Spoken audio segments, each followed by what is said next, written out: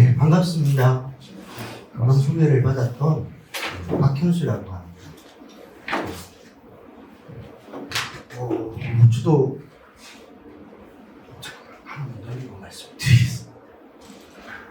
이렇게 제 소개를 할 수가 있는데, 간단하게 얘기하면 예전에는 미디어, 신문이나 잡지를 중심으로 그 미디어에 발표된 문학 작품들이 어떤 성격을 가지고 있을까를 주로 연구를 해서 간단하게 얘기하면 조금 재미없는 연구를 했는데요. 그러다가 요 근래에는 문학 작품 속에 등장하는 음식에 대해서, 식당에 대해서 연구를 하고 또 청중들과 만나고 있습니다. 그래서 아까 지금 폴더도 음식 관련 강연이라고 되는 그 폴더가 있었는데 말씀을 아까 좀 드렸는데, 대개는 박물관이나 도서관이나 이런 쪽에서 청중들을 함께 강연을 했는데, 오늘은 이렇게 그 건축을 전공하시는 여러분들을 모시고 강연을 하게 돼서 저도 한편으로는 영광이고 한편으로는 마음이 설레고 있습니다. 이쪽은 아마 입사를 하신 지가 그렇게 많이 되지는 않으셨는데, 조금 대학생, 제가 대학에서 주로 강의를 하니까 조금 이쪽 연식이 2, 3년은 넘으신 분 같습니다. 그래서 이런 책들을 썼다 이렇게 하시면 될 것 같고요. 요거는 오늘 강의와 관련되는 책인 것 같은데요. 그 전에 아마 지금 한참 일하시고 귀한 시간인 것 같은데요. 어떻게 보면 귀한 시간을 뺏는 것 같아서 제가 조금 송구하기도 한데, 충분히 그 귀한 시간을 뺏는 만큼 여러분들이 도움도 되고 재미도 있는 얘기를 할 테니까 좀 관심을, 아무리 재미있는 얘기도 관심을 갖지 않으면 그 재미가 없다라고 하더라도, 제가 그래서 학생들한테 하는 말은 뭐냐면, 제일 지겨운 게, 수업 시간에 제일 지겨운 게 수업을 안 듣고 있는 게 제일 지겨운 거예요. 그래서 좀 집중을 해주시면 강연이 될 것 같습니다. 이거는 경성 맛집 산책이라고 해서 그 당시 저는 한 100년 전 서울에 대해서 관심이 있는데요. 그때 가장 인기가 있었던 맛집 10개를 소개한 책입니다. 이번에는 코트카 초콜릿 경성의 꼬다라고 하는, 제가 이거는 좀 따끈따끈해서 3월 16일 날 나온 책이니까요. 요거는 지금 커피라든지 초콜릿이라든지 호떡이라든지 안주 같은 멜론 같은 걸 가지고 얘기를 했는데, 오늘 얘기를 할 것들은 경성 맛집 산책에 나오는 요 맛집 중에서 몇 군데를 살펴보려고 합니다. 요거는 제가 그린 건 아니고요. 아까 경성 맛집 산책이라는 책에 보면 첫 페이지에 보면 일러스트가 제가 이렇게 그려달라고 해서 제가 막 이상하게 못 그리면 일러스트가 다시 잘 그려서 이렇게 해주는데요. 이걸 다 살펴보지는 못하고요. 크게 보면 이쪽 길은 뭐냐 하면 종로입니다. 지금 여러분들이 잘 아시는 것들은 여기 탑골공원이 있고요. 여기 보신각 종이 있으니까 그 부분인데, 종로에서는 오늘은 이 경량루라고 하는, 여기에서도 아마 좋아하시는 분들, 특히 또 마니아분들이 계실 텐데, 냉면집, 경성에서 가장 유명했던 냉면집에 대해서 살펴보고요. 그리고 또 조선인이 경영했던 백화점 중에서 가장 큰, 가장 최신식의 백화점이었던 화신백화점 식당에 대해서도 알아보려고 합니다. 다음에는 여기는, 이쪽은 이제 지금 복개가 되었다가 다시 청계천으로 만든 청계천이고요. 이쪽은 을지로입니다. 당시에는 황금정이라고 얘기를 했고요. 그 다음에 주로 여기가 지금 한국은행입니다. 그리고 여기가 신세계백화점 본점인데요. 이쪽 길을 지금 명동길이라고 하는 것을 그 당시에는 본정이라고 했습니다. 일본어는 혼마치라고 해서요.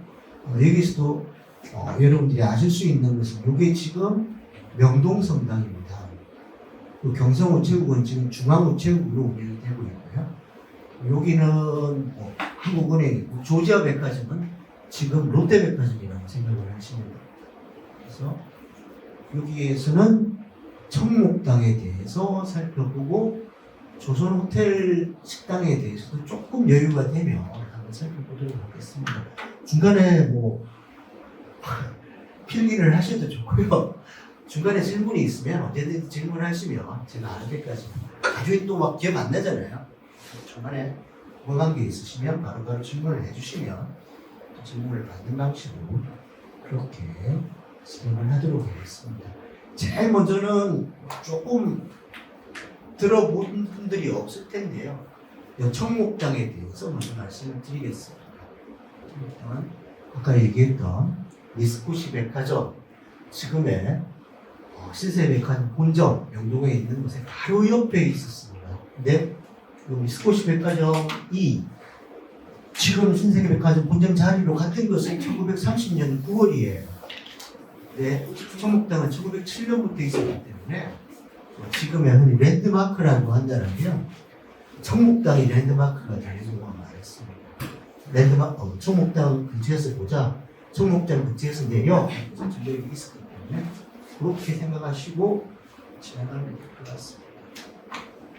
본정이라고 하는 것은 조선 사람들은 본정이라고 불렀고요. 일본 사람들은 호마치라고 불렀는데 식민지 시대 경성에서 가장 번화한 곳이었습니다. 백화점은 미스코시 백화점뿐만이 아니라 미나카이라든지 조지아 가장 유명한 백화점들이 다 본정에 있었고요. 또 음식점, 찻집, 악기점, 그 당시에는 축음기와 LP라고 하는 레코드가 그렇게 인기가 있었습니다. 이것도 가장 모던한 곳이라고 보면 되겠죠.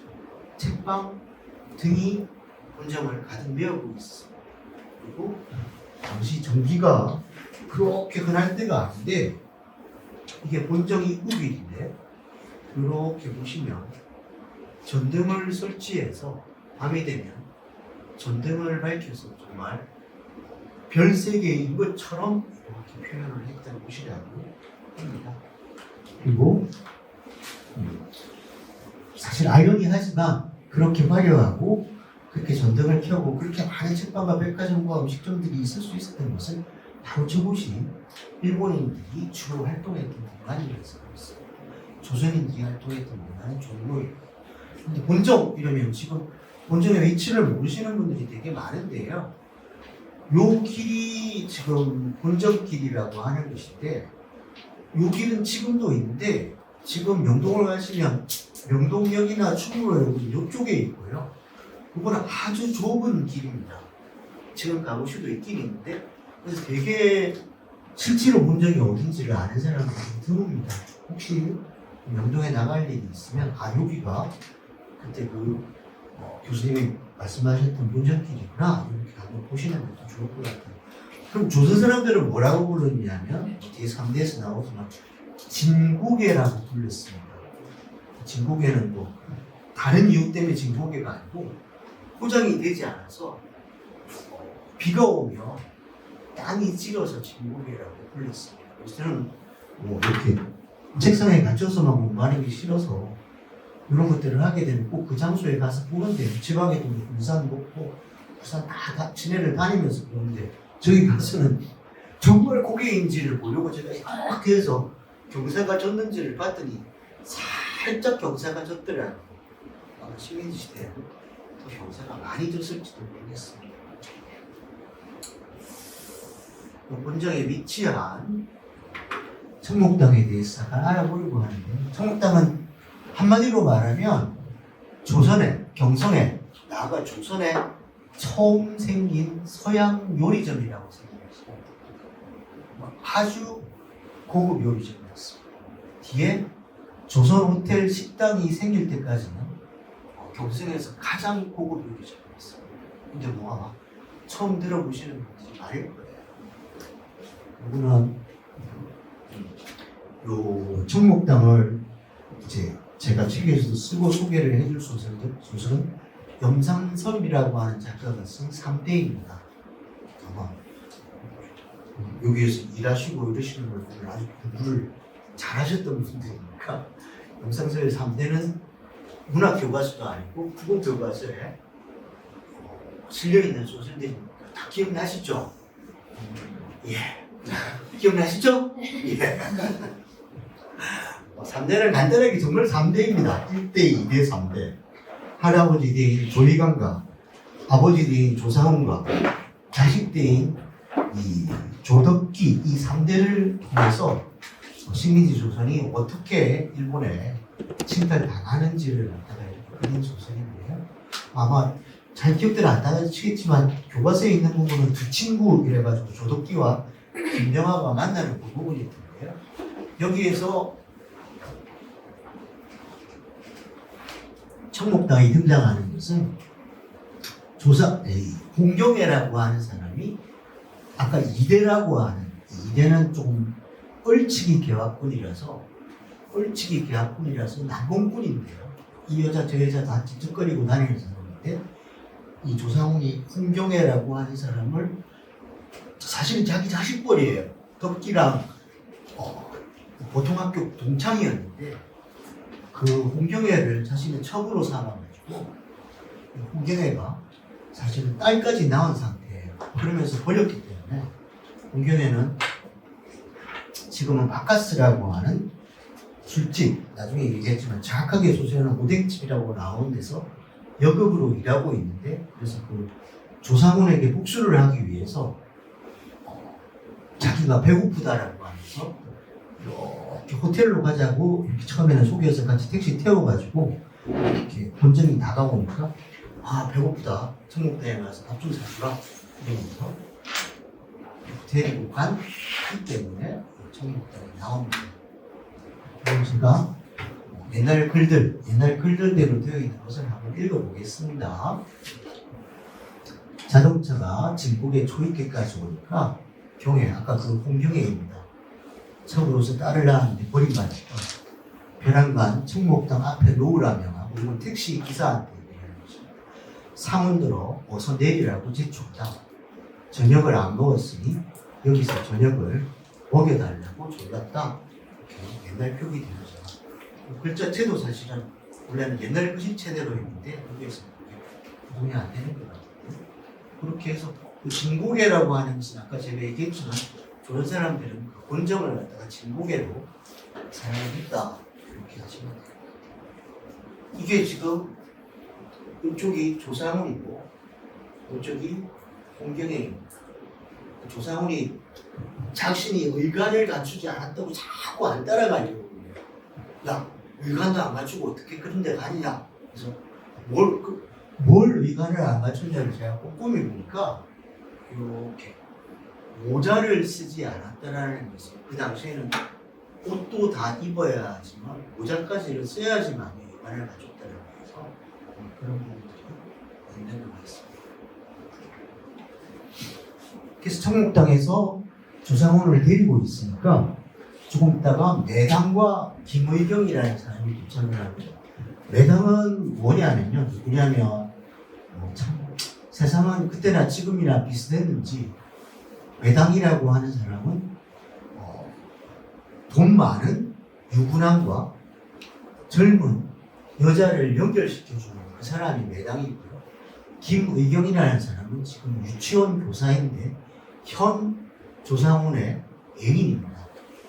그래서 홍경애가 자기를 이렇게 아기를 첩으로 삼아서 아기까지 낳게 하고 버림받았으니까 그 매당이라고 조상훈을 이 볼모로 잡으면서 그 매당과 지금의 애인인 김의경을 갖다가 그 아까 청목당이라는 곳으로 오라고 했죠.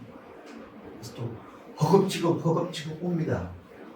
그래서 조상훈을 사이에 두고 한쪽에는 홍경애가 있고 한쪽에는 매당과 김의경이 있어서 되게 막 긴장된 부분들을 그리고 있는데 그게 아마 임상섭 소설의 특징인 것 같습니다. 심리들을 잘 그리고 있습니다.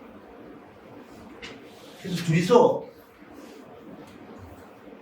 이 매당과 홍경애가 뭐 김의경은 술을 못 마신다고 쭉 밀고 조상훈도 술을 잘 안 마셔서 둘이서 이렇게 승부를 뭘로 겨루느냐면 술 대작으로 겨룹니다. 누가 술을 더 많이 마시느냐, 기가 죽느냐 안 죽느냐. 제가 뭐 이렇게 관심을 가지게 하기 위해서 돌발 퀴즈를 하나를 내겠습니다.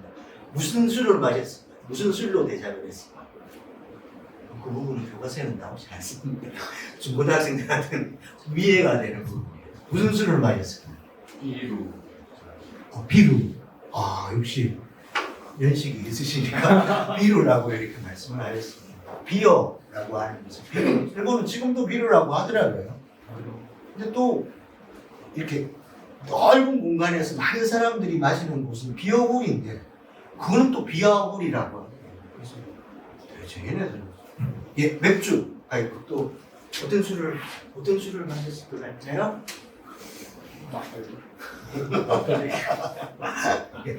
막걸리를 마셔서 재밌을 것 같아요. 왜 제가 물어봤냐면요. 특이하게도 위스키도 아니고 꼬냑도 아니고 퀴라소라고 하는 술을 마셔요.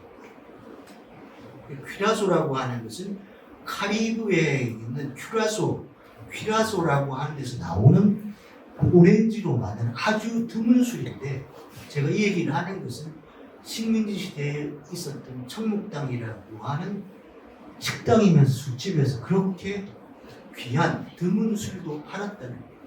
그래서 퀴라소 한 병을 둘이서 막 나눠 먹고 나중에는 막 사케를 시켜가지고 사케를 막 또 마시면서 이렇게 하는데 조상훈도 얼마나 참 채통이 없는 사람이냐면 거기에서 홍경애 이겨라, 매당 이겨라 하면서 막 응원을 하고 그러더라고요. 예. 그래서 3대뿐만이 아니라 임상섭 소설을 보면 진주는 주었으나 사랑과 재 같은 데도 청목당이 계속 등장을 하는 걸 보면 아마 임상섭도 청목당에를 자주 갔던 사람인 것 같습니다. 이게 청목당의 모습입니다. 그래서 제가 얘기를 했던. 그래서 오늘 제가 USB를 다시 꽂았던 게 건축을 전공하고 건축이기 때문에 건축과 관련되는 부분을 조금 구축을 한 거예요. 이거는 보시면 여기가 한자로 청목당이라고 되어 있고요. 이게 아오키도라고 하는 것은 청목당을 일본어로 읽어보십니다.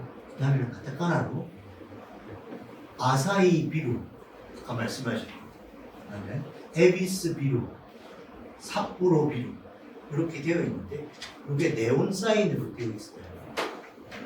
이게 외역적이었겠죠. 그래서 요거 조금 이따가 다 같은 청목당이었는데 1층과 2층과 3층이 다 다른 영업을 했대요. 아주 재미있는 영업 방식인데 그걸 좀 이따 말씀드리고요. 여기에 대해서 말씀을 드리겠는데 당시에 3층 건물에 위에 있으면 4층이었는데 그 당시에는 조선집들은 지하집이든 초가집이든 2층을 올릴 수가 없게 되어 있습니다. 다 1층이고 일본식 집들도 한 2층 정도가 되기 때문에 이 정도의 건물이면 항상 이 옥상에 해당하는 정원을 만들어서 전망대로 사용을 했더라고요. 지금 여기도 옥상 정원이고요. 미스코시 백화점도 그랬고 나중에 살펴볼 화신백화점 식당에 화신백화점도 옥상은 항상 옥상 정원으로 이렇게 만들어져 있더라고요. 보시면 되겠습니다. 바로 앞쪽에는 전철이 지나다니고 있고요. 이거는 아마 일본인과 손자나 딸 정도 되는 것 같아요. 아퀴도로 향하는 것 같습니다.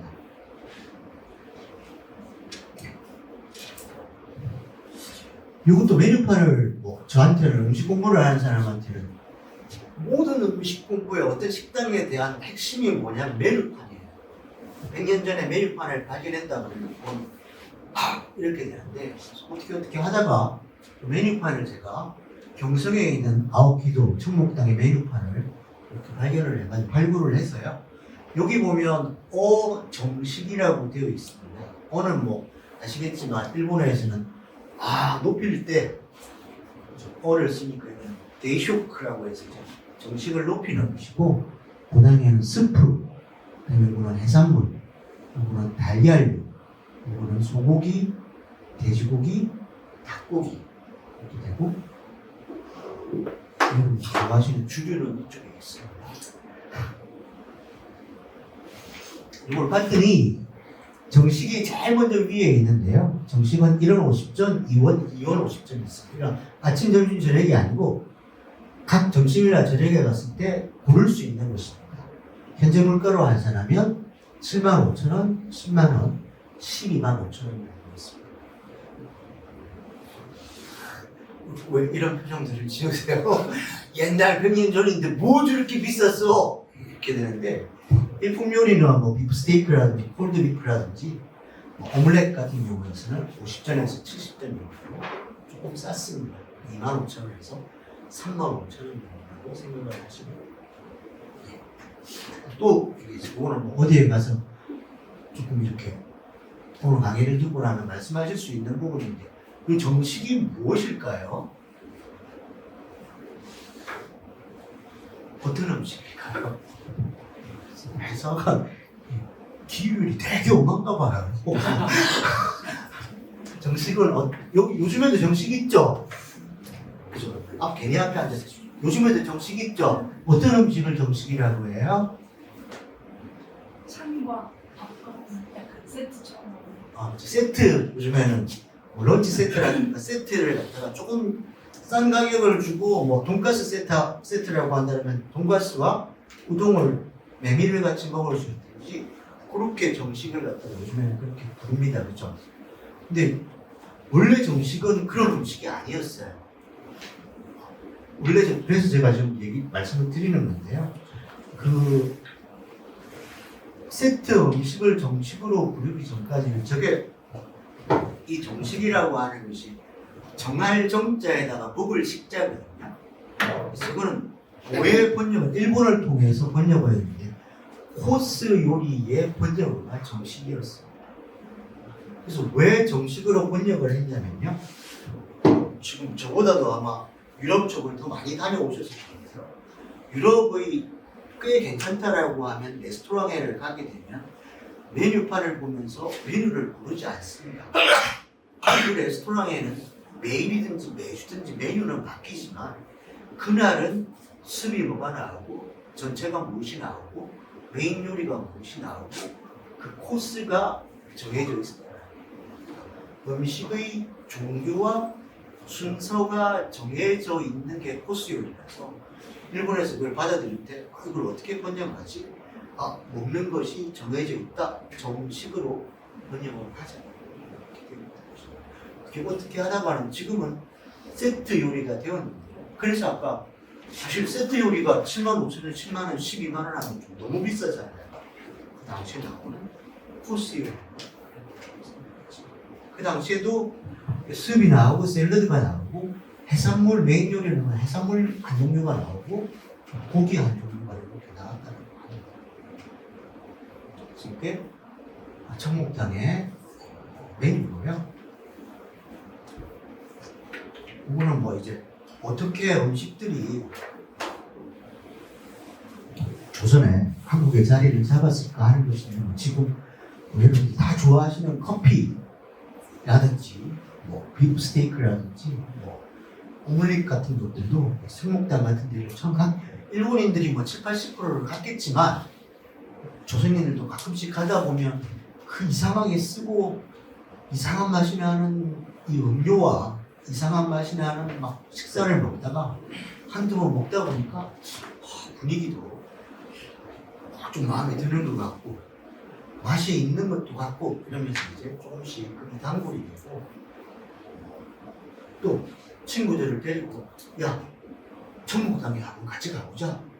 청국장에 가서 먹으니까 맛이 대단한 것 같아. 자랑할 마음도 있고 이래서 같이 갔겠죠. 그것들이 바로 사실은 외래의 음식들이, 다른 나라의 음식들이 어떤 나라의 자리를 잡는 방식들이 다 그렇다라고 합니다. 그 다음에 과정이 뭐냐면, 몇 번을 가다가 이거 내가 집에 가서 해 먹어도 괜찮을 것 같은데 집에 가서 이 요리를 해 먹으면 어떨까? 이런 것이 정착되는 방식이라고 얘기를 하는데요. 요거는 저쪽에서 보면 요거를 조금만 제가 다시 돌리겠습니다. 아까 제가 설명을 안 하고 넘어갔던 게요. 요 2층은 뭐냐면 커피와 수입 고급 과자를 파는 곳이었습니다. 지금으로 말하면 커피숍입니다. 3층은 카페 라이온이라고 해서 아까 얘기했던 정식 코스 요리를 주로 파는 고급 레스토랑이었습니다. 문제가 되는 1층이 여기는 뭐냐면요. 아까 제가 말씀을 드렸던 먹고 자주 가다가 나 이거 집에 가서 한번 커피를 다 먹어보고 싶어. 나 이 오믈릿을 갖다 계란 오믈릿 집에 가서 해 먹을 수 있을까? 많이 좋아졌네요. 고마워요. 그래서 1층은 뭐냐면 그 식자재를 파는 곳이었어요. 2층, 3층에서 먹었던 것을 집에 가서 해보고 싶어 하는 사람들에 대해서 그런 재료들을 파는 곳이 1층이었습니다. 아주 잘 운영이 되고 있다는 보면 될 것 같아요.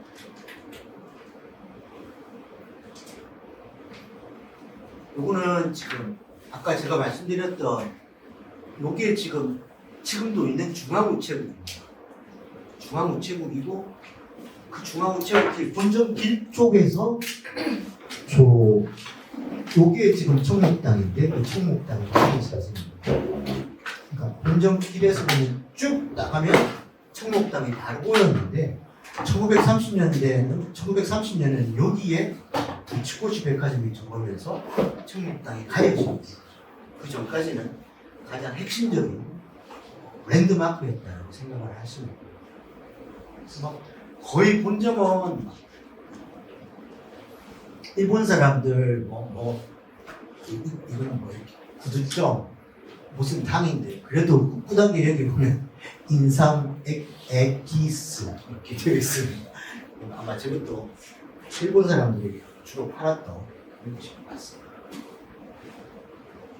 이건 제가 설명을 했습니다. 1층, 2층, 3층이 따로 운영을 했다라는 것이고요. 이거는 김남천이라고 하는 작가의 사랑의 수족관이라고 하는 소설에 보면 신문에는 다 삽입가 실려 있습니다.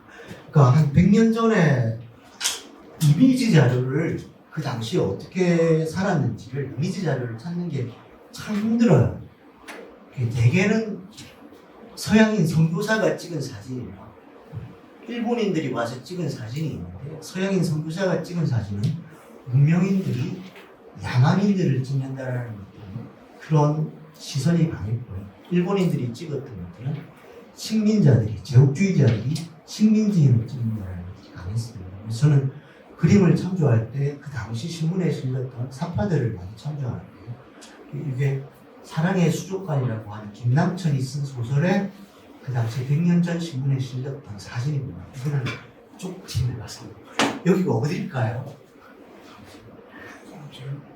깜짝 놀라셨죠? 2층요? 거의 역시 경륜이 있으시니까 당황하지 않으시고 제가 갑자기 팍 질문할 테니까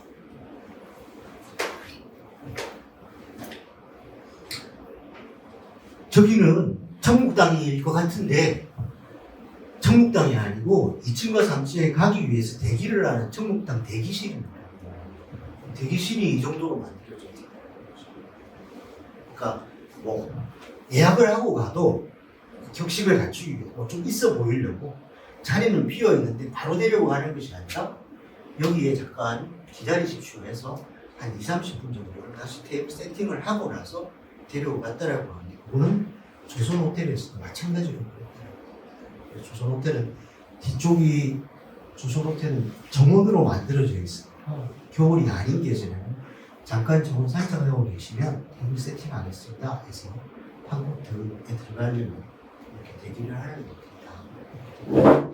지금 제가 이 강연을 많이 다녀보면 식민지 시대라고 한다면 일제강점기라고 한다면 정말 독립운동을 하는 반일을 한 사람과 친일을 한 사람을 생각하는데 실제로 독립운동을 한 사람은 한 5% 정도가 되고요.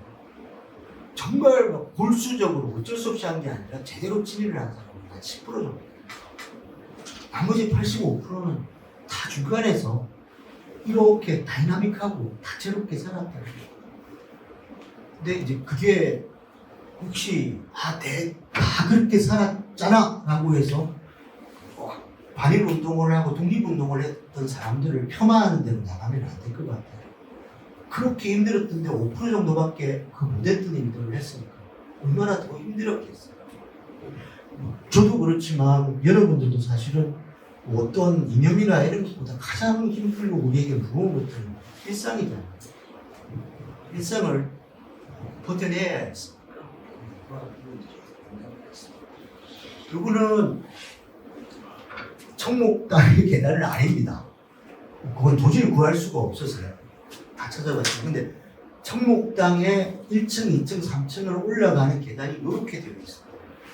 근데 그때는 나선형이라는 말이 표현을 쓰지 않았는지 제가 신문을 찾아보니까 소설을 찾아보니까 등대에 가면 등대를 올라가는 계단과 같이 되어 있다라고 하니까 이렇게 되어 있는 이거 안 넣었었는데 아까도 말씀드렸지만 건축을 하시는 분들이라서 제가 이 이미지를 새롭게 넣어봤습니다. 그다음 이것도 명물이었대요. 경성에 저렇게 나선형으로 되어 있는 계단이 없어서 이것도 명물이었대요.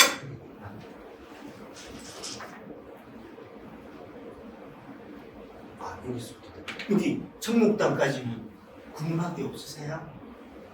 괜찮으세요? 재밌죠? 네. 여기서 그냥 대학으로 온 학교에서는 학생들한테 재밌죠? 재미없다 그러면 끝까지 재밌더라고 얘기를 듣고 대학생활을 잘하려면 거짓말을 잘해야 돼. 회사 생활도 비슷할 거예요. 그렇죠? 이왕 듣는 것들인데 좀 이왕 지나가는 시간이니까 조금이라도 여러분 도움이 되는 얘기였으면 좋겠습니다. 이거는요 이것도 공간에 대해서 제가 얘기를 하려고 없던 거를 갖다 끼워 넣었는데요. 당시 그러니까 지금의 명동 지금으로 따진다면 강남이겠죠. 강남에 가장 유명한 젊은이들에게 핫플레이스가 두 곳이 있었습니다. 하나는 지금에도 있는 일본의 메이지제가인데 그때는 명치제가라고 있었어요. 그래서 명치제가에서 나오는 과자, 우유, 커피를 팔았는데 커피가 가장 많이 팔렸던 거죠. 또 하나는 뭐냐면 가네보, 우리가 흔히 종방이라고 얘기를 하는데 가네보 프루츠 팔라라고 하는 곳이 있어요. 프루츠 팔라라고 하니까 지금으로 말하면 과일, 디저트, 카페 정도가 되는 거죠. 대단했죠. 그 당시에도 정말 그렇게 되는 거예요. 이 두 개가 라이벌이었는데 그래서 일본의 그 식민지 시대 때 일본에는 가장 먼저 발전을 하고 활약했던 곳이 긴자였습니다. 많이 가보셨겠죠. 젊은이들이 오늘 만나서 야, 너 뭐 할래? 일본어로 얘기했겠죠. 그러면은 갈 데가 없으면 뭐 별 이유 없이 긴자를 나가서 그냥 어슬렁어슬렁거리면서 긴자 거리를 돌아다녔대요. 그거를 위해서 브라브라라는 말고 긴자라는 말을 합쳐서 긴브라라고 했었어요. 긴자를 어슬렁거린다. 그게 또 조선으로 바로 넘어와서 아까 본점을 홈마치라고 부른다라고 그랬는데 할 일 없으면 그냥 본점에나 지금 명동에 나가서 어슬렁어슬렁거리는 것을 홈브라라고 부릅니다. 홈브라를 할 때 꼭 빠지지 않는 곳이 명치제가와 가네보 프루츠팔라예요. 제가 이 얘기를 하는 것은 명치제가는 1층과 2층으로 나누어져 있었는데 또 1층과 2층의 구조가 달랐대요. 요거는 지금 명치제가 2층의 모습입니다. 요거는 뭐가 차이가 있냐면 요거는 지금 좀 여기에 테이블이 있고 뒤에도 테이블이 있고 이렇게 해서 개방형으로 되어 있어서 지금 흔히 커피숍을 생각하시면 될 것 같아요. 근데 1층은 어떻게 되어 있었나? 1층은 박스형이라고 하는데요. 이렇게 칸방이가 쳐져 있어서 그래서 메이지제가에서 명치제가에서 1층은 주로 누가 갔냐면 연인들이 갔고요. 2층은 그게 불편한 1층 가기에는 좀 불편한 그러면 보통 좀 편한 자리를 원하는 사람들이 2층을 갔다는 거예요. 1920, 30년대에 아주 공간 사용에 있어서 많이 고려를 했다. 이태준 소설에 보면 딸 삼형제라는 게 있는데 정매라고 하는 첫딸이나 필조라는 사람이 같은 회사 다니면서 좋아해요. 이 필조가 조금 플러팅을 하다가 정매 씨 나랑 같이 한번 만날래요? 아, 같이 가는 거는 그렇고 어디 가서 기다린다라고 하면 제가 나가겠어요. 그러니까 필조가 뭐라고 하냐면 명치제가에서 기다리면 되겠어요. 그러니까 정매가 딱 2층이면 괜찮대요. 그러니까 이 자리는 불편하죠. 그래서 저는 누가 거기에 대해서 설명이 되어 있지 않아요. 그래서 그 소설만 보고 이 사람은 전망 때문에 2층을 택했나 이러면서 다른 자료들을 막 찾으니까 1층과 2층을 다른 방식으로 운영을 해서 그렇게 인기가 있었거든요. 근데 그것을 벤치마킹한 게 이제 가네보 프리츠팔라인데요. 요거는 아까 제가 얘기했던 과일 디저트 카페, 요거는 1층, 2층이 아니라 실내 매장과 실내 매장이 있었어요. 실내 매장은 로맨스 박스라고 해서 역시 연인들이 좋아할 수 있는 그런 박스형 자식으로 만들었어요. 보이려면 실외 매장이 되게 특이한 거예요. 그 당시에 뭐 젊은이들이 여러 가지 로망 중에 하나가 뭐냐면 열대 해변, 남북의 해변이라고 하는데 남북의 해변에 가서 즐기는 갔다 오는 것이고 그래서 이 실내 매장은 이 실외 매장은 이렇게 꾸며요. 밑에 바닥도 모래를 깔아서 마치 지금 바다에 와 있는 것과 같은 기분을 명동 한복판에서 느낄 수 있는 그렇게 만들었다고 했거든요. 그때도 사실 공간 사용에 대해서 아주 파라솔도 인기가 있었고요. 당시에는 어쩐 일인지 일본에서부터 이게 다 등나무로 만든 의자와 탁자인데 등나무로 만든 의자와 탁자가 가장 유행했다라고 얘기를 합니다. 아, 요거는 뭐 제가 또 한국에는 지금 100년 전에서부터 있었던 식당이 중매를 나가면 그때는 이문식당인데 지금 이문설렁탕이라고 하는 거 하나만 남아 있었어요. 그때 사람들은 정말 어떤 맛을 느꼈을까를 알기 위해서 어쩔 수 없이 도쿄를 이제 제가 가서 뭐 보름 정도나 혼자 가서 목포회를 많이 다닙니다. 그래서 홍경애가 오뎅집에서 일을 했다라고 해서 도쿄만 가더라도 많이 가보셨겠지만 100년은 기본이고 200년, 250년 대쯤도 많이 있습니다. 그리고 또 아사쿠사 근처에 한 200년 가까이 된 오뎅집을 갔더니 이거를 사케고 이건 맥주입니다. 뭐가 다르냐면요, 간장을 찍어 먹지를 않더라고요. 그리고 여기는 조금 국물을 줬는데요, 일본에는 오뎅집에 가면 국물을 주는 집보다는 국물을 주지 않는 집이 더 많습니다. 그래서 제가 3대 또 사파를 보면서 오뎅집에 가서 먹는데 이렇게 접시에다가 이렇게 오뎅을 넣어서 이 오뎅을 왜 국물을 안 먹지 이랬는데 그러한 분들이 있는 것 같아요. 술안주 먹으면 이거는 그냥 간단하게 만나면 갈게요. 조선호텔 식당은 이제 청국당이 최고의 서양 요리점이었다가 조선호텔 식당이 1914년에 만들어지면서 청국당보다 이제 제가 계산을 해봤더니 한 1원에서 한 요리당 1원에서 50전 정도 비쌌더라고요. 그러니까 사실 2만 원에서 한 4, 5만 원 정도 더 비쌌으니까 최고의 요리점은 조선호텔 식당이 맞는 것 같아요.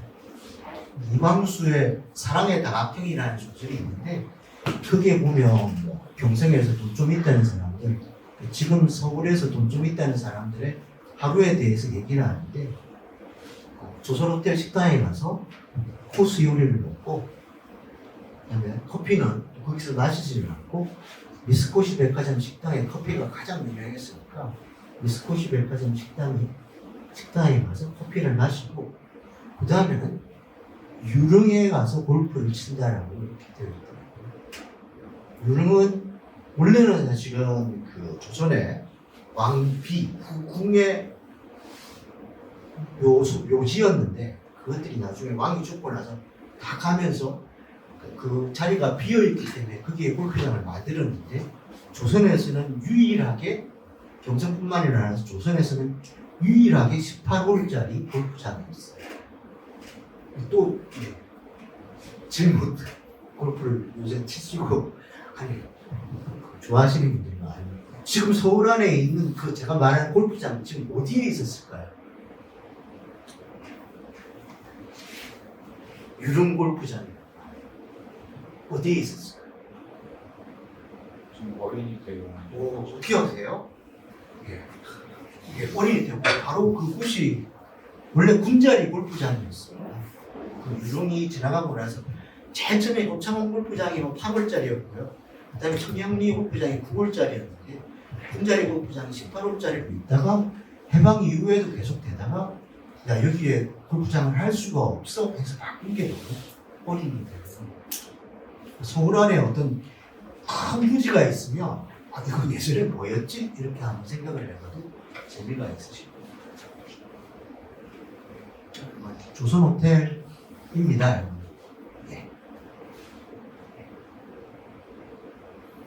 이거는 뭐 간단하게 말하면 지분의 불사조라는 데서 나오는 걸 보면 요 개운이 막 경성에서 뭐 5손가락 안에 들어가는 부잣집 아들인데요. 이 독일 바이올린하는 사람인데 독일에 공연 갔다가 자기 부인이 있는데 또 독일 여자를 하나를 가지고 데리고 옵니다. 그래서 조선 호텔에서 묵게 되는데 하루에 32여 원 정도가 든다라고 하더라고요. 그게 하루에 150만 원 정도가 되니까 한 달이면 4,500만 원 정도가 된다라고. 그때도 그래서 결국은 그 부잣집 아들도 견디지를 못하고 나중에는 이제 집으로 다시 들어가게 됩니다.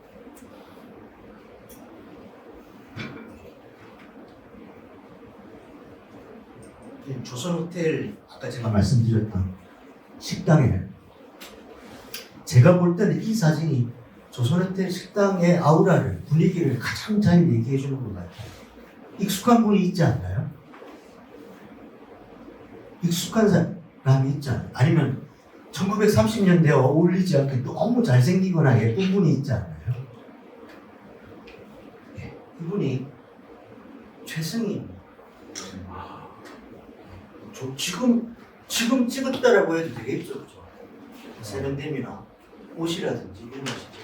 그거는 팜코트라고 해서 야자 마당, 야자라고 해서 이렇게 야자 실제로 야자 나무들을 많이 했다라고 하고 또 썬룸이라고 해서 모두 다 유리로 만들어서 이렇게 조명 장치를 했다라고 합니다.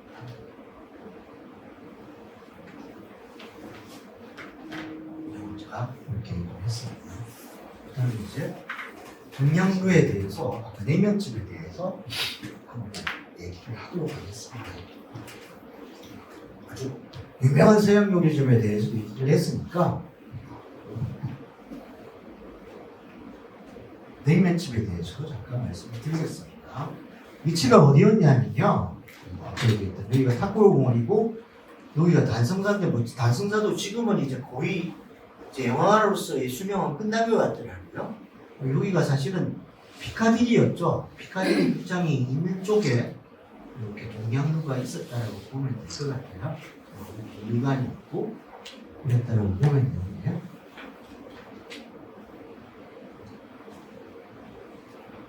종로는 뭐 아까 본정이다, 황금정이다 이렇게 되어 있는데 종로는 식민지 시대 이전에도 조선 시대에서도 종로라고 불렸고 지금도 종로라고 불리고 식민지 시대에도 종로라고 불립니다. 그래서 종길이라는 뜻인데 그 종길이 여러분들이 아시고 계시는 보신각 종이 거기에 있었다라고 해서 종길, 종로라고 불렸습니다. 식민지 시대 아까 본정이 일본인들의 가장 번화가였다라고 한다면 종로는 조선인들의 번화가였다. 특히 지금 종로 타워가 있는 그 종로 내거리, 보신각종에 있는 종로 내거리가 가장 번화가였다는 것을 생각하시면 됩니다. 이거는 종로 3가 쪽에서 2가 쪽에서 이렇게 찍은 건데요. 이게 아마 제가 볼 때는 동화 구인상이고 여기가 화신 상위일 때 백화점이 되기 전이고요. 이쪽이 지금 종로 내거리 정도 되었다라고 생각을 하시면 될 것 같아요. 이쪽도 이렇게 사실은 맨 위에는 옥상 정원처럼 이렇게 꾸며져 있습니다.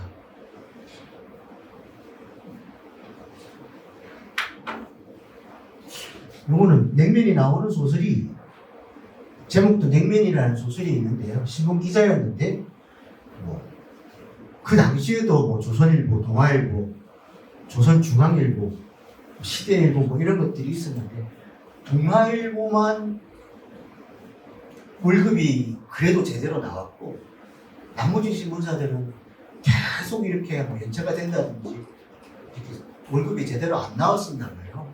그래서 또 기자가 막 밀려있던 월급을 받았는데 75원이었대요. 75원이면 지금으로 따지면 한 300에서 350만 원 정도가 신문 기자의 월급이었다고 보면 되고요. 갑을 받았던 것을 재했더니 55원이 남았는데 거기에다가 막 점심값 할부금 베끼고 나니까 집으로 가다가 갑자기 저 순호라는 사람이 종로를 지나가다 보니까 냉면이 먹고 싶다라는 생각이 들었대요. 이것도 그 당시에 표기법대로 되어 있는 건데 어떤 냉면이었는지를 한번 생각해 보시면 재미있을 것 같아요. 종로 근방에 내려서 냉면을 한 그릇 먹으리라고 생각하였다. 한즉 그 생각을 하니까 저육과 채로 가신 백족과 노란 겨자를 위에 얹은 수북한 냉면 그릇이 먹음직하게 눈앞에 보이었다. 따라서 그의 식욕은 급하여지고 그의 정신은 활줄과 같이 그 냉면 그릇으로 뻗치었다. 이렇게 되어 있습니다. 무슨 냉면인 것 같아요? 물냉. 역시 경륜이 있으시네요. 사실은 이 100년 전에 일제강점기 식민지 시대만 하더라도 냉면이라고 하면 물냉면, 비빔냉면이 있었던 것이 아니고 그냥 물냉면을 냉면이라고 했습니다. 국수라고도 하고. 비빔냉면이 들어왔던 것은 이 남쪽으로 들어왔던 거는 6.25가 한국전쟁이 있고 나서 들어왔던 거예요. 함흥 사람들이 속초에 와서 비빔냉면을 하고 나서 지금 노장동 쪽에 와서 했던 것이고 그 이전에는 다 그냥 냉면 하면 물냉면이었다고 생각을 하면 돼요. 그래서 그냥 평양냉면, 물냉면이라고 하는 것을 냉면이라고 불렀고 저쪽에 이제 함경도 지방에서 먹는 것을 그러니까 그 감자나 고구마로 만든 국수라고 해서 녹마국수라고 얘기를 했었죠. 그러다가 냉면이 워낙 인기가 있으니까 그냥 이걸 비빔냉면이라고 우리도 부르자 이랬을 때 당시만 하더라도 물냉면이 옛날에는 그냥 냉면이 그냥 물냉면이 냉면이었다더라 이 정도만 머리에 넣어주시면 될 것 같습니다. 이 사람은 냉면을 못 먹어요. 왜 냉면을 못 먹냐면 당시에 기자들한테는 이렇게 기자증이 있었는데요. 그 기자증을 전철은 기자증을 보여주면 패스라고 하는데 공짜로 탔고 열차를 탈 때는 이렇게 뭐 3등 차표를 끊으면 2등 차를 타고 이랬나 봐요. 그래서 내리는 데서 보여줘야 되는데 그 기관사가 전철의 기관사가 돈 내라고 이러니까 패스 이렇게 얘기를 해야 되는데 냉면이 얼마나 먹고 싶은지 냉면 이렇게 얘기를 하니까 기관사가 화가 나서 아니 돈 내라는데 뭔 냉면이냐 이러니까 냉면 또 얘기하고 나서 얼뜻길에 내리기는 하는데 되게 MBTI가 I였는지 당황해서 냉면을 안 먹고 집에를 그냥 바로 가게 됩니다. 그래서 뭐 아까 조선호텔이라든지 청록당 같이 본질을 잘 알려져 있는 것들은 이미지를 구하기가 쉬워요. 냉면집이라든지 설렁탕집도 그렇게 많았는데 설렁탕집 이미지가 하나도 없어요. 한두 개밖에 없어요. 찾아봤어요. 냉면집 이미지도 잘 없는데 근데 이렇게 냉면집이 어떻게 생겼다는 것들을 그려보면 대강 알 수 있는데요. 냉면집의 외관은 이렇게 생겼습니다. 당시에. 이거는 사진이고요. 이거는 뭐 아시는 분들 많겠지만 다시다의 할머니, 증조 할머니 정도 되는 아지노모토죠. 다시다가 미풍미원 이전에 아지노모토가 있어요. 감칠맛의 원주라고 하는 조미료가 합니다. 냉면집에서는 여름이 오면 이렇게 생긴 것들을 바깥에 다 합니다. 이것이 뭐냐면 갈개발이라고 불렀는데요. 갈개발이라고 불렀는데 이렇게 제면기에서 쭉 누르면 이렇게 냉면이 나오는 모습을 본다는 것입니다. 그래서 이게 바람이 불어서 이렇게 흔들리면 정말 냉면이 제면기에서 나오는 것 같은 모습이었대요. 모습을 높이 달으면 그 집이 냉면집이구나 이렇게 알아봤어요. 그래서 여름이 되면 냉면집의 갈개발과 또 하나는 아이스크림이 들어오기 전까지는 시원한 맛을 제공했던 것들이 빙수였는데 파란 바탕에다가 빨간색으로 얼음 빙자를 한자로 썼던 빙이라고 하는 국갈이 나오게 되는데 그것은 빙수집이라서 냉면집과 빙수집이 가장 눈에 띄었다라고 얘기를 합니다.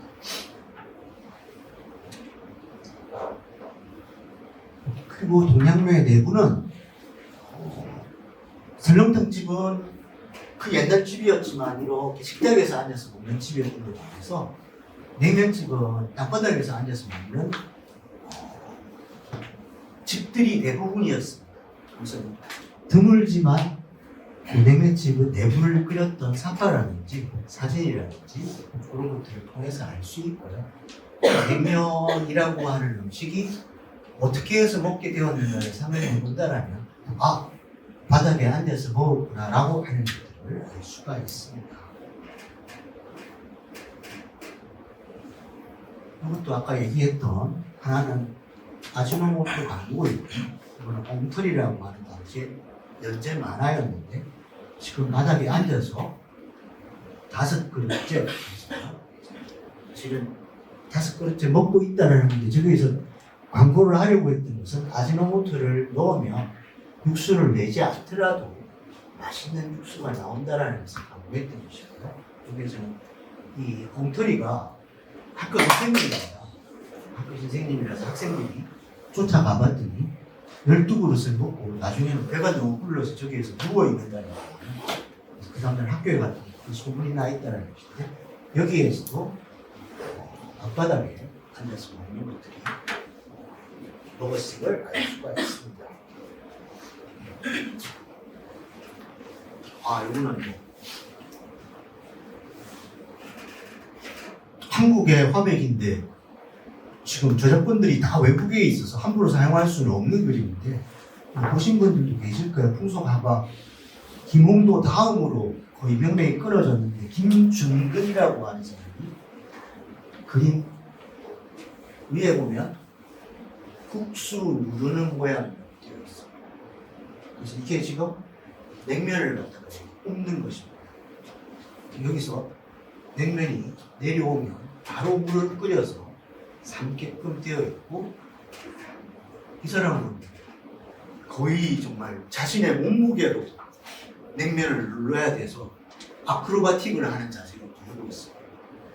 이것도 그림을 자세히 보면 얼마나 힘들었으면 계속 술을 마시면서 누르고 있는 거예요. 이렇게 세 명을 보면 여기에서도 서열을 다 알 수가 있습니다. 서열 1위. 너네는 열심히 일해라. 난 담배를 피우고 있어. 서열 2위.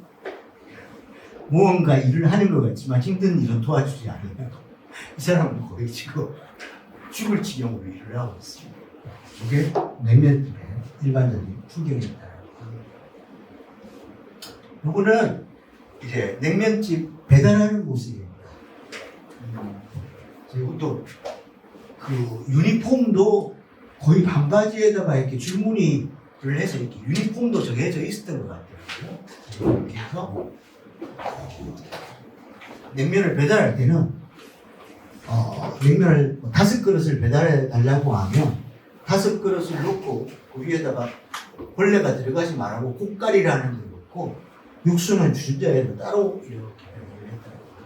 아주 대부분 가까운 거리는 걸어서 가고 먼 거리들은 자전거를 타고 갔다라고 하는데 되게 능숙하게 아마 자전거를 발전을 했어야 가능했을 거라고 생각이 들고 그래서 이 냉면 배달부가 배달하고 있으니까 이 귀부인 신여성이라고 하는 사람이 어휴 그 무거워서 어떻게 그걸 다 들고 가요? 그러니까 이 냉면 배달부가 어휴 아주머니가 차고 있는 보석이랑 반지가 더 무겁겠네요. 이렇게 비아냥거리는 모습을 이렇게 풍자 만화로 그린 것입니다. 그리고 또 제가 일본에 갔을 때 긴자도리에서 한국의 냉면이라고 한다는 일본은 우동과 소바인데 이 집도 한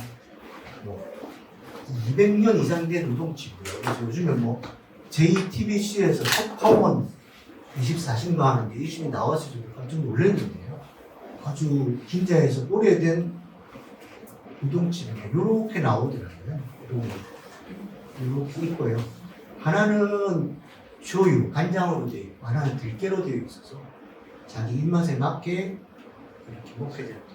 제가 뭐 대부분 아시겠지만 한국도 그렇지만 일본에는 지금 가면은 뭐 조금 맛있더라고 하면 웨이팅을 하는데 저희 집은 제가 1시간 이상 기다렸더라고요. 1시간 이상 가서 먹었는데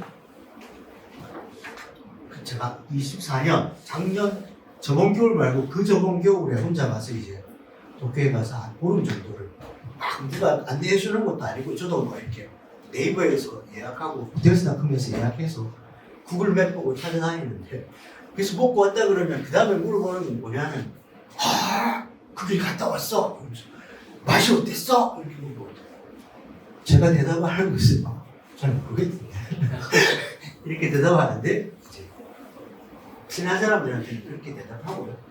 책을 쓸 때는 뭐 여기서 먹는 거랑 제 입이 사실은 맛을 음식을 갖다가 책으로 배워서 잘 몰라요. 여기서 맛이 한국에서 저 종로에서 팔던 거랑 똑같더라 이러면 실제로 그 맛이 아니고요. 정말 맛을 잘 아는 사람한테 엄청 맛있다고 해요. 요거는 냉면과 함께 2대 힐링 음식이었다라고 하는 설렁탕집.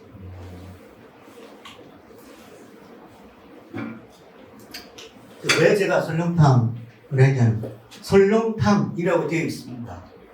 그 당시에는 설렁탕이 좀 다음에 기회가 있으면 꼭 말씀을 드리겠는데 설렁탕이 막 임금이 선조가 뭐 어디 가서 설렁탕에 가서 막 직접 이걸 하고 나서 그 일을 했던 소를 잡아가지고 막 백성들을 먹이고 신하를 먹였다라고 얘기하는 것은 정말 제가 이렇게 말씀드리면 좀 그렇지만 거짓말입니다. 아니 상식적으로 하면 이성적으로 생각을 해보세요. 그게 농사가 잘 되게 해달라고 그러면 그게 친경의식을 한 건데 그 당시에는 소는 음식이 아니라 일꾼이었어요. 그 한 해 동안 농사가 잘 돼야 되는데 그 소를 데리고 그 일을 제 일을 하고 나서 야 소 먹자 이렇게 해서 먹는 사람이 누가 있었겠어요. 그러니까 그걸 알 수 있는 것도 이것도 그 당 7년 시대만 하더라도 100년 전만 하더라도 설렁탕이 아주 비위생적이고 거친 음식으로 취급받았습니다. 지금 저기 들어온 사람은요 시골 사람이에요. 설렁탕 집이 경성에밖에 없어요. 시골 사람인데 여기를 보면 뭐가 있냐면 뭐 같아요? 수건이에요. 목욕탕인 줄 알고 설렁탕이라고 돼 있으니까 이게 목욕탕 아니에요? 음식으로 그 정도로 지방에는 안 알려졌더라고요.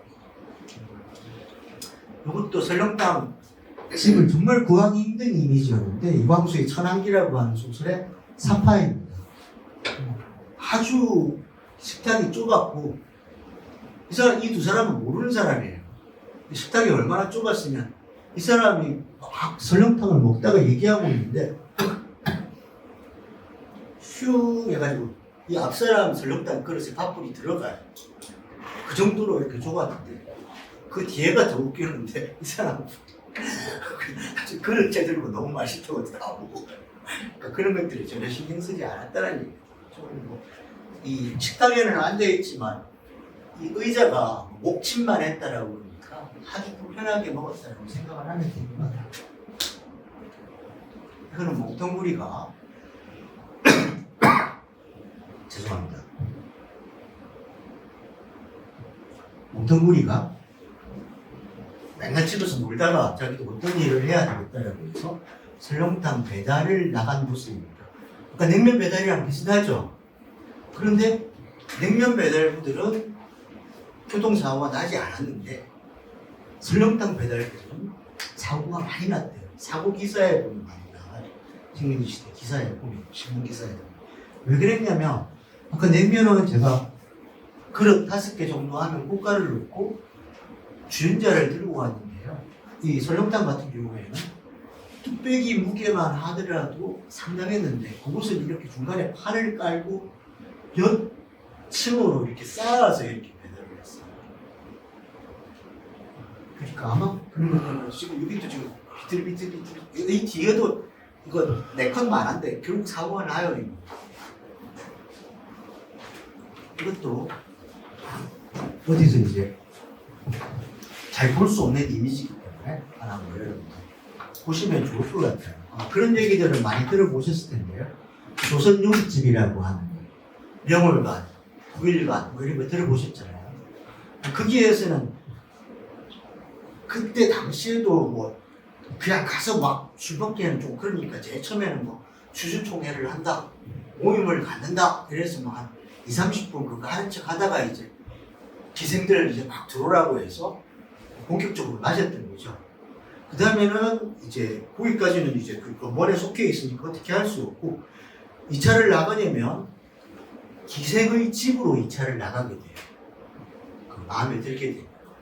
그럴 때 이제 그 요리집에서 야 여기에 뭐 구절판이랑 뭐랑 얘 집으로 좀 배달해 달라 이래서 저는 야 그러면 그 좋은 요리집에서는 배달을 어떻게 했을까 이게 되게 궁금했어요.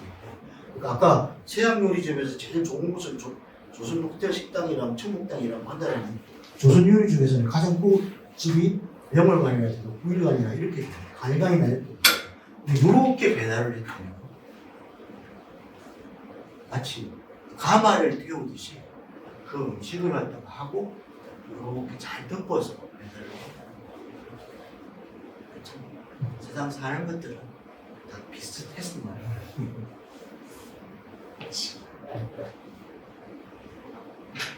네, 화신백화점 식당만 하면 되니까 조금만 참으세요. 많이 힘들어요? 없죠.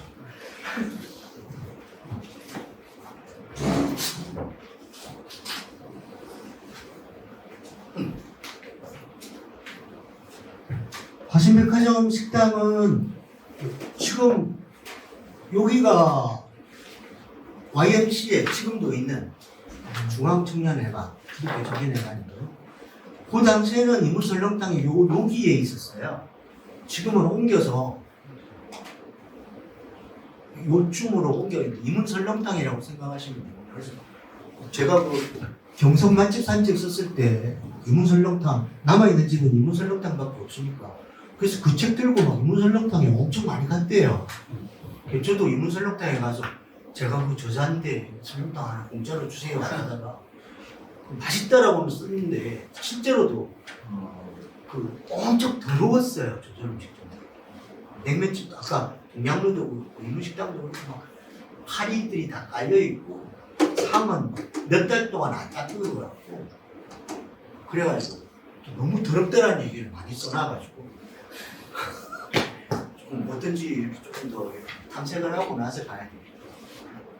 그리고 이상의 운영에 그 여기 아까도 말씀을 드렸는데 그 경성제일고등학교에서 건축을 전공했던 이상 그래서 뭐 그때로 본다라면 최고의 공무원인 총독부 기사 자리를 갖다가 한 4, 5년 하다가 아예 계속 하니까 하기 싫어요 이러면서 때려치우고 배주 생활을 했던 이상이 운영을 했던 제비다방이 여기에 있었어요.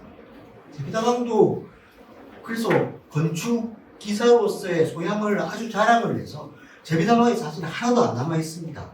근데 이 공로길과 따라서 보면 이게 건물 자체가 비스듬하게 되어 있대요. 그래서 나일강에 어떤 글에 보면 나일강에 정박해 있는 유람선과 같다라고 되어 있고 또 안에 내부 인테리어는 하나도 안 했대요. 흰색 벽으로 싹 하고 딱 주변에 자기 조상하면 딱 하나 그리면 그래서 장사가 그리고 앞은 정면으로 통유리를 깔아서 이 종로길을 지나다니는 전철과 사람들을 다 볼 수 있어요. 이상의 가장 큰 뭐라고 해야 될까요? 특징이라고 해야 될 것 같아요. 단점이라고 할 수도 있고 장점이라고 할 수도 있고 그 상점을 여는 가게를 여는 데까지는 잘해요. 아주 기깔나게 멋있게 만들어서 개업까지는 잘하는데 운영을 하는데 전혀 관심이 없어.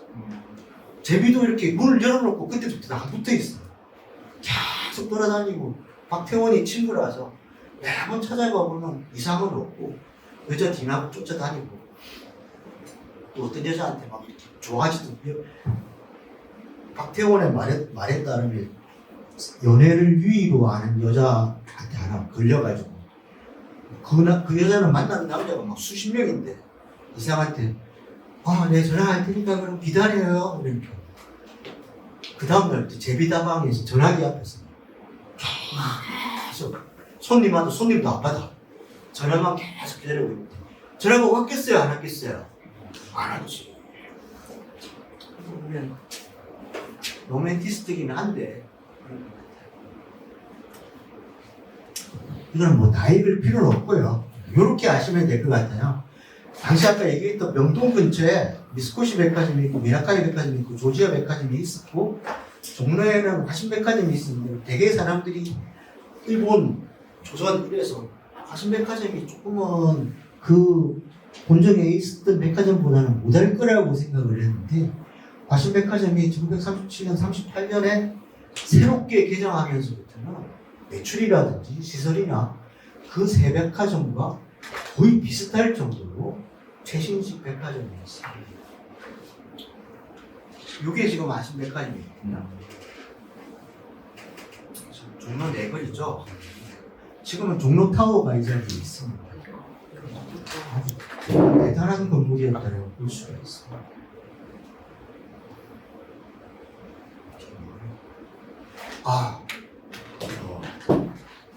뭐래요? 에스컬레이터인데 뭐지? 라고 생각을 하죠. 다 된 건 아니고요. 1층에서 3층까지만 에스컬레이터가 뭐라고 되어 있나요? 화신백화점의 명문 에스카레터 움직이는 층계 에스카레터가 조선에 처음으로 생겼다. 또 순간 질문. 에스컬레이터는 화신백화점에 처음 설치가 되었으니까 엘리베이터는 어디에 처음 설치가 되었습니까? 역시 경륜이 있으십니까? 어디 우리 젊은 층에서는 나한테 묻지 마라 이런 표정들이 난 지금 힘드니까 나한테 묻지 마라. 조선 호텔이었대요. 아까 보여드렸던 조선 호텔은 3층밖에 안 되지만 그래도 뭐 다 갖추고 있었대요. 엘리베이터랑 식당이랑 커피숍이랑 당구장이랑 여러 가지 것들이 심지어는 독서실도 갖추고 있었대요. 지금같이 가서 공부하는 데가 아니고 뭐 잡지나 책 같은 거 읽을 수 있고 그런 곳이었다고 얘기를 합니다.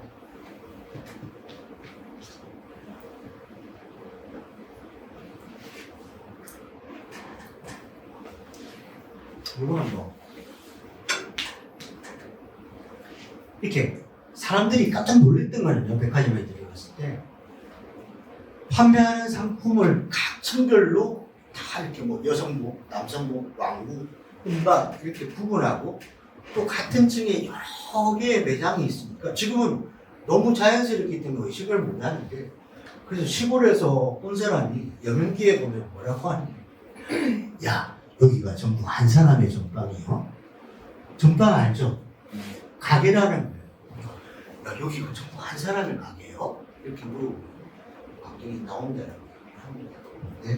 흥미로운 것은 지금은 1층은 화장품이나 수입품 코너고 2층, 3층, 4층은 거의 다 여성품이고 5층, 6층에 가야지 남성용품인데 그 당시에는 가장 핵심적인 2층에서 4층까지가 다 남성용품이었는데 왜 그랬을까요?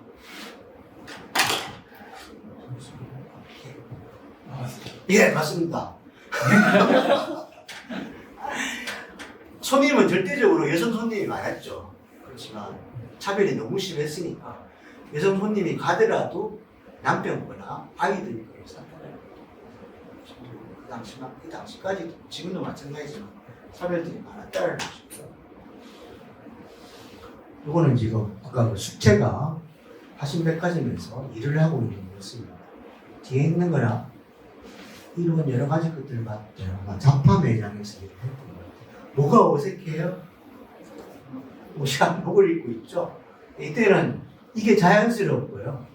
오히려 이런 옷들을 입고 있는 게 훨씬 어색했을 때였습니다. 이것도 제가 넣었는데 화신백화점에서 단면도 식당이 있고요. 이거는 지금 영화관입니다. 영화관인데 가장 많이 했던 활동 사진이 미국 뉴스였대요. 사람들이 뉴스를 오전에서 10전 정도를 내고 뉴스를 봤대요. 여기도 지금 아까 얘기했지만 전망루라고 되어 있는 이렇게 되어 있는데 역시 건축을 전공하시는 분들에 대해서 이렇게 나오니까 조금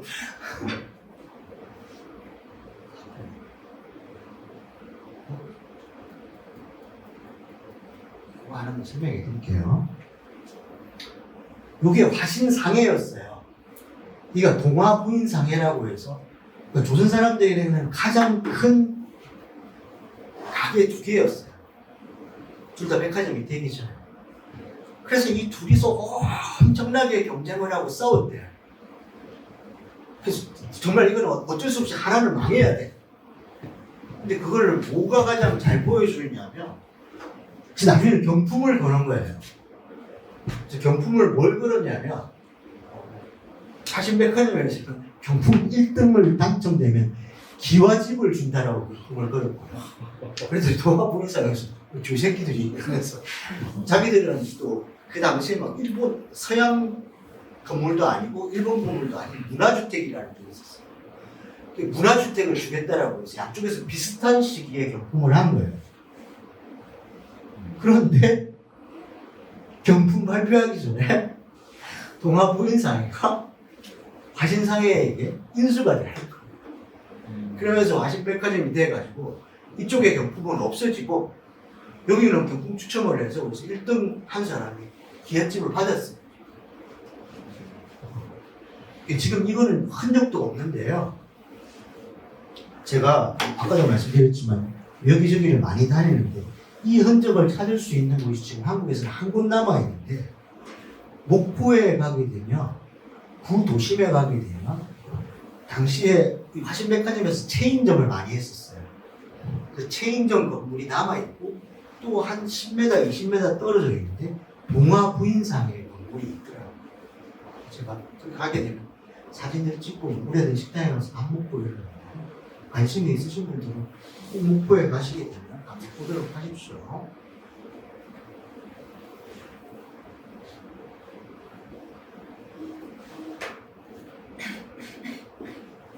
식당은요, 이거 제가 이렇게 보여드릴게요. 이게 화신백화점 식당의 입구였습니다. 그러니까 이 백화점 식당에서는 뭐 알아두시면 좋을 게 뭐냐면 지금은 너무 일반적으로 되어 있는데 건물의 최고층에 식당이 자리 잡는 게 백화점에서 처음 했던 것입니다. 그리고 백화점에 들어가기 전에 앞에 이렇게 전시가 되어 있는 샘플을 보고 옆에 부스에 가서 식권을 사서 밥을 먹는 것도 백화점 식당에서 처음 했던 것입니다. 이거는 스코시 백화점, 조지아 백화점, 미나카이 백화점, 화신백화점 다 똑같았습니다. 앞쪽에는 지금 추운기 파는 데가 있어요. 여기 사람들도 아까 똑같이 입고 있잖아요.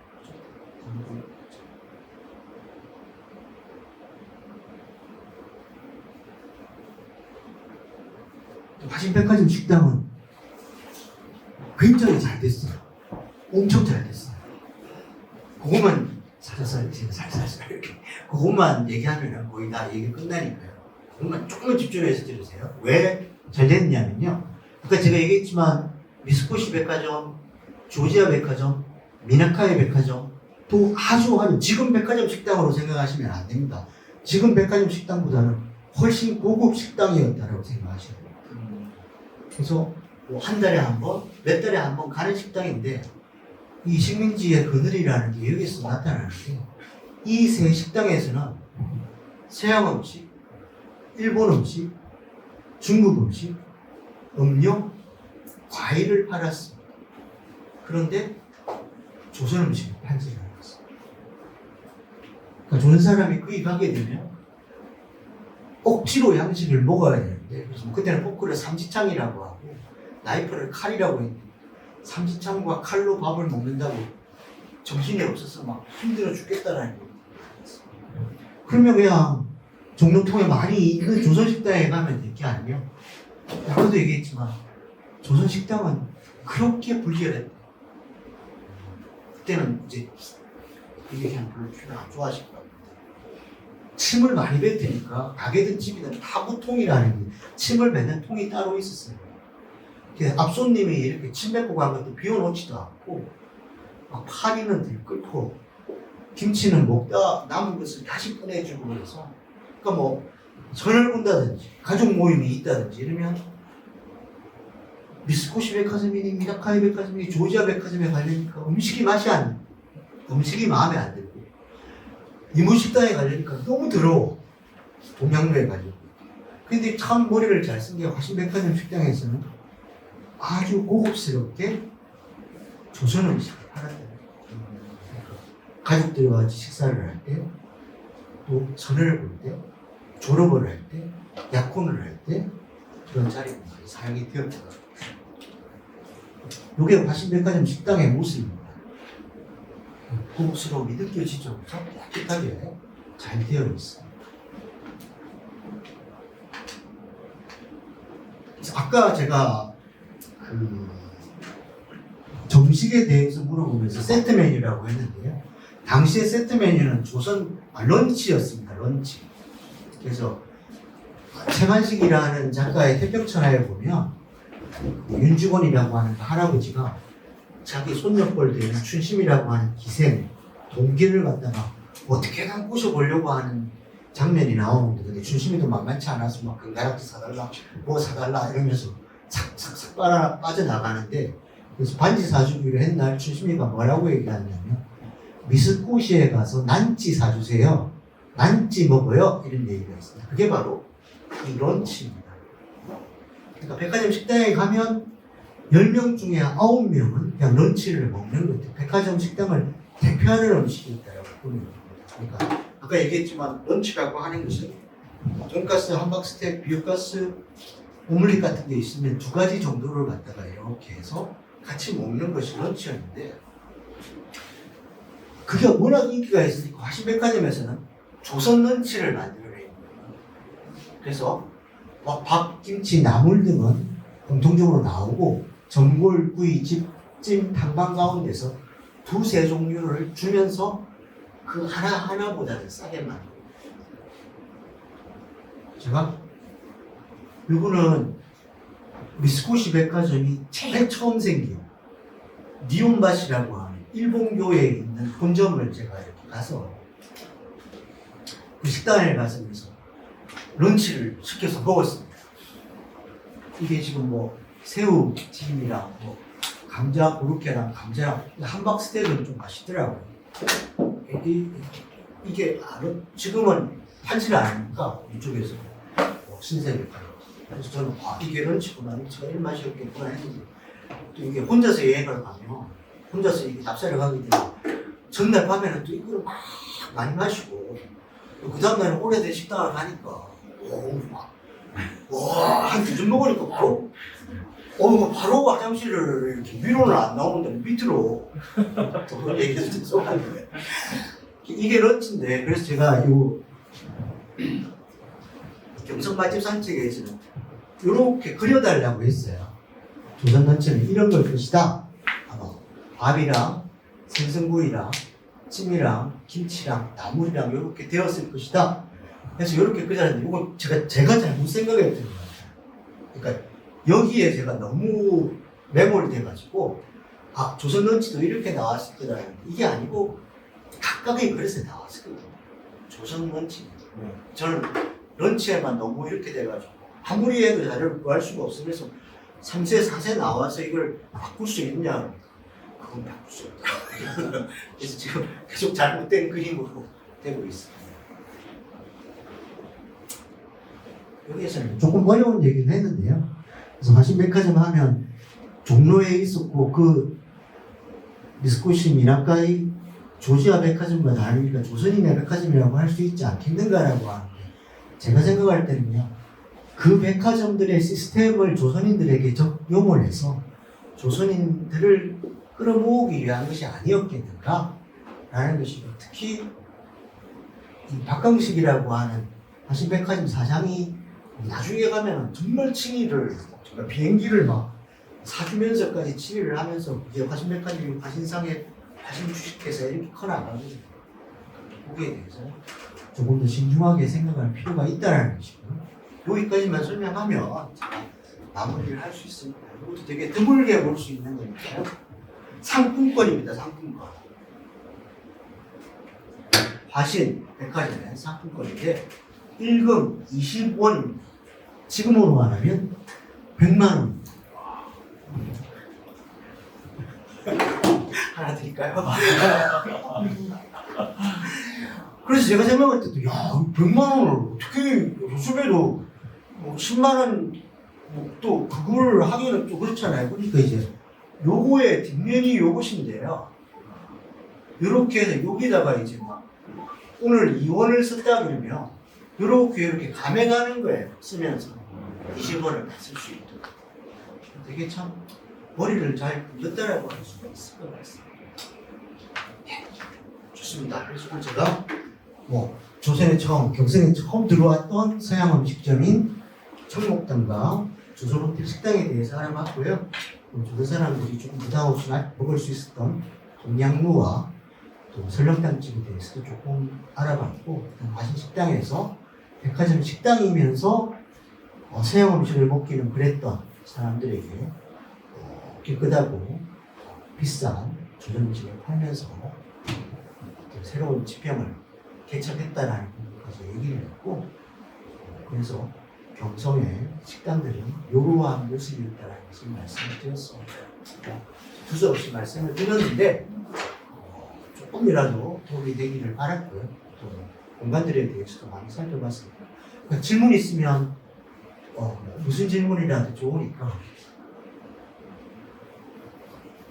예 하세요.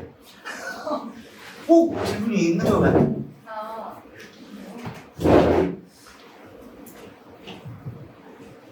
일본 여행지 추천을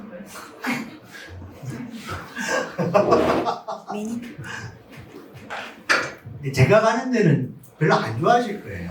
끝났어요. 근데 이제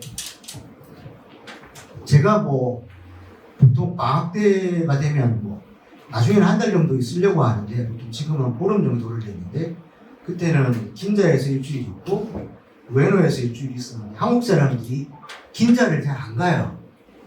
왜 그러냐면 너무 청담동이라 혹은 강남이라 이런 데랑 비슷하다라고 해서 가지를 않는데 그 저 같은 사람 이렇게 100년 전에를 갖다가 이렇게 더듬어 보려고 하고 오래된 식당이나 오래된 가게를 갖다가 하려고 하면 긴자에 되게 긴자가 또 아까 말씀드렸다시피 한국의 명동 같은 곳이기 때문에 거기에 지금도 뭐 100년, 200년 되는 가게들이 많이 지금 운영되고 있습니다. 조금 뭐 그 숙박비가 조금 비싼 것도 있고 교통이 막 좀 그런 것도 있지만 저는 오히려 한 번 정도는 식민지 시대를 생각하면서 긴자에서 이렇게 한번 이렇게 답사를 하시는 것도 괜찮을 것 생각이 듭니다. 고맙죠? 예. 저는 오늘 질문이라기보다는 그냥 오늘 교수님 강의 들으면서 그 100년 전 얘기긴 하지만 뭐 저희 옛날 라떼와 약간 겹치는 부분이 있어서 참 재밌게 봤고요. 네, 화신백화점 같은 경우는 저희 장모님께서 계속 그 얘기를 하시더라고요. 그쪽 가게와 연결된 게 있는데 알고 하시는 얘기인지 모르고 하시는 얘기인지 저는 이제 가끔씩에서 알고 있었기 때문에 저는 깊이 튀진 않았습니다. 뭔가 있었다고 하시는데 제가 또 그 86년도까지 아마 운영했던 알고 있어서 교론복을 갔던 기억이 나고 철거되기 전에 예. 그래서 좀 재밌게 봤고요. 목포 말씀하신 그 건물도 작년 여름에 갔을 때 봤고요. 긴자 그 수박죽도 결국 못 먹었습니다. 줄이 너무 길어서 그렇게 가서 아무튼 오늘 뭐 질문보다는 뭐 저 개인적으로 이렇게 좀 여러 생각을 할 수 있고 옛날 생각도 할 수 있는 그런 좋은 기회가 돼서 오늘 강의 재밌게 잘 들었다고 말씀드리겠습니다. 아유, 감사합니다. 그 화신백화점은 또 제가 조금 빼놨는데 일본인들이 운영했던 백화점들에서 조선 물건을 팔지 않았대요. 그러니까 뭐 혼수를 준비하고 천변풍경 박태원의 천변풍경을 보면 나오는데 그 혼수를 준비할 때는 화신백화점으로 갈 수밖에 없었대요. 그 물건이 하나가 있었는데 토산품을 파는 데가 있는데 그건 뭐냐면 관광지를 가면 여러분들 좀 이렇게 거기에 원주민들이 쓰는 물건이다 이렇게 해서 흥미를 유발하는 그런 것들만 있었지 그렇게 없었대요. 일본에 가서는 또 이 책에는 있는데 이상이라고 하는 아까 건축하면서 음악했던 사람이 일본에 가서 죽기 직전에 센비키아의 멜론이 먹고 싶었다는 거 했더라고요. 그래서 센비키아도 지금 긴자에서 운영이 되고 있어서 센비키아를 가가지고 제가 하필이면 또 토요일 날 오후에 한 30분 줄 섰다가 그렇게 막 그게 그 멜론은 이만한 멜론 머스크 멜론 같은 거 하나에 한 25만 원, 30만 원 하더라고요. 한 줄기에서 하나만 피우면 돼요. 그래서 너무 비싸서 그냥 그렇죠 파르페를 먹었는데 다른 사람들은 다 연인들끼리 와서 이렇게 먹고 막 가족들끼리 와서 먹고 혼자서 토요일 날 이걸 먹고 있으니까 좀 변태 같기도 하고 오타쿠 같기도 하고 조금 그렇더라고요. 근데 저는 그런 걸 좋아해요. 혼자서 막 다니면서 이렇게 하는 게. 너무 과찬을 해주셔서 감사합니다. 네, 또 질문이 있으시면 예. 저 강의 되게 잘 들었고요. 건축이라는 걸 하면서 이렇게 또 음식을 통해서 문화를 또 보고할 수 있다는 게 새로웠는데 어쩌면 좀 무례한 질문일 수도 있는데요. 혼자 이렇게 많이 국내 뭐 해외를 많이 다니시면서 식사를 많이 해보셨을 텐데 우리 대한민국에서 이 식당은 꼭 가봐라, 이건 먹어봐라 하는 게 있으시면 추천을 좀 해주실 수 있을까?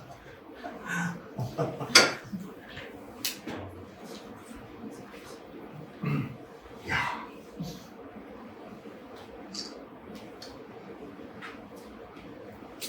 너무 힘든데요. 근데 뭐 이게 잘못된 대답일 수도 있을 것 같은데요. 제가 일본에 가서 뭐 크기도 같지만 또 한국 여행객들이 잘 찾지 않는 홋카이도로 가게 되면 되게 삿포로나 오타루를 많이 가게 되는데 거기에서 신칸센을 타고 한 3시간을 가기도 하쿠단테라는 데를 갈 수가 있어요. 그래서 처음 이제 문을 열은 데가 돼서 100년, 200년 된 건물들이 많은데 일본에 가서 도쿄를 간다든지 고베를 간다든지 나가사키를 간다든지 이렇게 가서 보면 몇 대씩 하는 이런 음식점들이 있고 가게들이 있는데 한국에서는 그게 이문설렁탕밖에 없는 걸 보게 되면 아 이것도 사실은 관여를 했구나 얘네들이.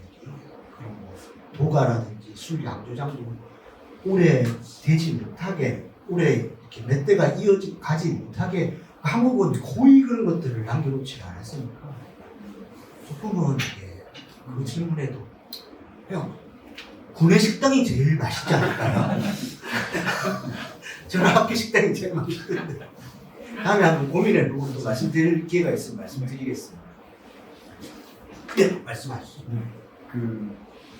일단 뒤늦게 들어와서 앞에 좀 놓친 부분이 너무 아까울 정도로 너무 재밌게 들었는데요.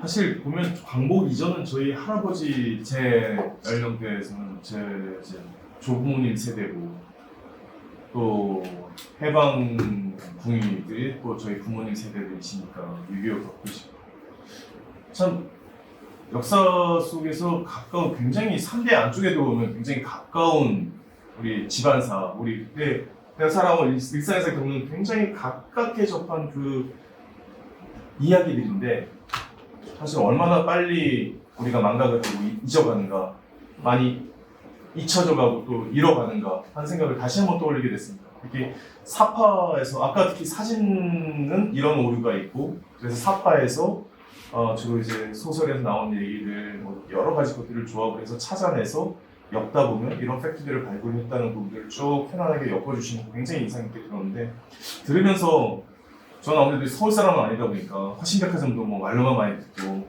종로의 김떡강 얘기도 내가 드라마나 영화에서 봤지. 그래서 막 인터넷에 열심히 찾아보면서 또 교수님 말씀을 또 들었어요.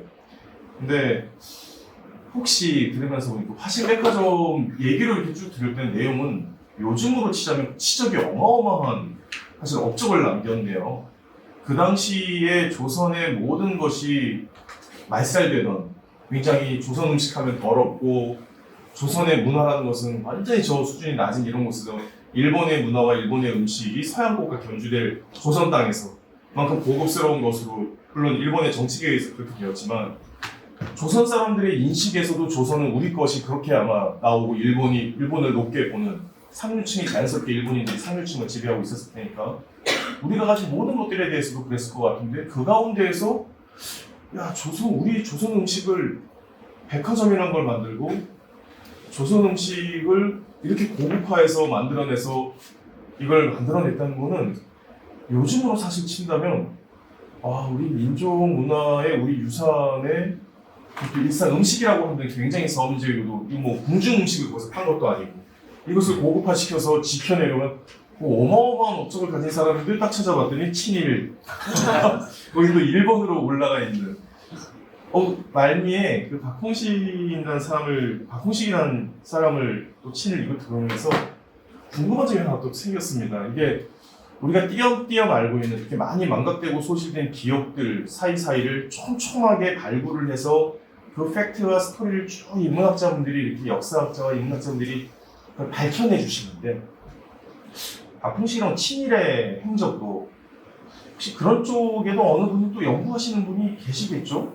왜 친일파가 돼요? 왜 친일 행적을 하게 되었는가 이 사람이? 예를 들면 몇 사람은 혹은 뭐 그런 걸 찾아봐도 굉장히 재밌지 않을까 하는 생각이 또한 들게 되었어요.